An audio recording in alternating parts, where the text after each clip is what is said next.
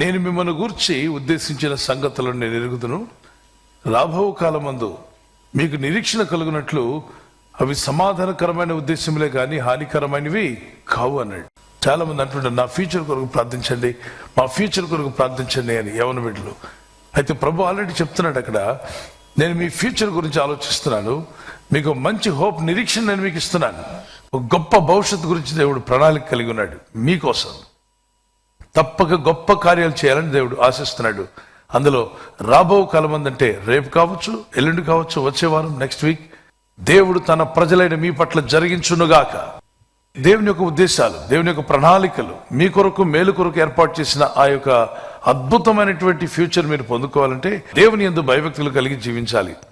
నీ యందు అనగా దేవుని యందు భయభక్తి గల వారి నిమిత్తము, అంటే భయభక్తి కలిగిన మన నిమిత్తము, ఆయన యందు భయభక్తి కలిగిన మీ కుటుంబాల నిమిత్తము దేవుడు దాచి ఉంచిన మేలులు ఎంతో గొప్పవి అనండి. ఎంతో గొప్పవి. దేవుని యందు నమ్మిక ఉంచు. నా దేవుడు గొప్ప మేలు దాచి ఉంచాడు.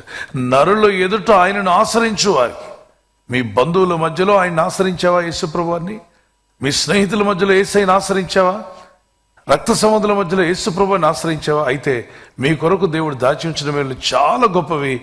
అవి త్వరలోనే ఒకదాని తర్వాత ఒకటి ప్రభు మీకు ధారాళంగా దయచేయునుగాక. శోధనలు వస్తాయి, వాటికి భయపడాల్సిన అవసరం లేదు. ఈ లోకంలో మీకు శ్రమ కలుగును, కానీ ధైర్యంగా ఉండండి, నేను మీకు జయమిస్తానన్నాడు ఆయన.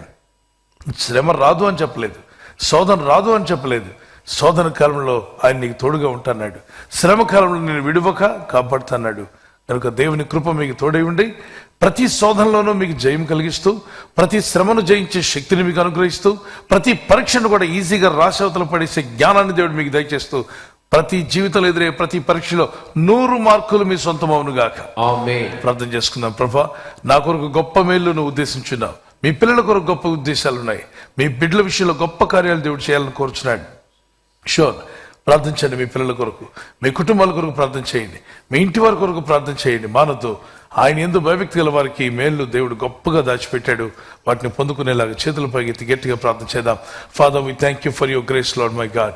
నిన్ను ఆశ్రయించిన మా జీవితాలకు మీరు దాచి ఉంచిన మేలు ఎంతో గొప్పవి నాయనా. రాబో కాలమందు గొప్ప మేళ్లు దాచి ఉంచారు తండ్రి. ఆ మేలును మేము పొందుకోవాలి. ఈ వాగ్దానాన్ని పట్టుకొని ప్రార్థిస్తున్నాం నాయన. రాబోయే దినాల్లో పరిస్థితులు బాగాలేకపోయినా, ప్రపంచం అంతా కూడా అనేక విధాలుగా మార్పులు వస్తున్నా, నీ ప్రజలమైన మా కొరకు మీరు గొప్ప కార్యాలు ఉద్దేశించినారు. హానికరమైనవి కావు, మేలుకరమైనవి మీరు దయచేయబోతున్నారు నాయన. ఇక్కడ అనారోగ్యం ఉంటే అక్కడ చేపెట్టుకోండి ప్రభా. నీ కనికరం చొప్పున ప్రార్థిస్తున్నాను. నీ ప్రజలు ఏదైనా అనారోగ్య బలహీనతతో బాధపడుతూ ఉంటే నాయన, శరీరంలో ఏ అవయవం వీక్గా ఉన్నా ప్రతి అవయవానికి స్వస్థత కలుగునుగాక. యేసు నామములో విడుదల వచ్చునుగాక. తల నుండి అరికాల వరకు బాధ, వేదన, బలహీనత, శరీరంలో నీరసము, ఎముకల్లో, నరాల్లో, ఆర్గన్స్ లో ఏ బలహీనత ఉన్నా అది యేసు నామములో దూరమగునుగాక. స్వస్థత మీకు కలుగునుగాక. సర్వోన్నతుడా, నీ ప్రజలకు మంచి ఆరోగ్యాలు ఇచ్చి దీవించి నీ రాకడకు సిద్ధపరచమని, ఈ రాత్రి నెమ్మదితో పండుకొని సురక్షితంగా కాపాడబడినట్లుగా నీ అగ్ని కంచి వేసి మమ్మల్ని కాపాడండి. మీ చిత్తములో కొనసాగే కృప అందరికీ దయచేయమని యేసుక్రీస్తు ప్రశస్త నామములో వీరందరికీ చక్కని నిద్ర దయచేసి తెల్లవారు లేచి కృపను మాకిమ్మని క్రీస్తు నామములో అడిగి వేడుకుంటున్నామా పరలోకపు తండ్రి. ఆమేన్, ఆమేన్.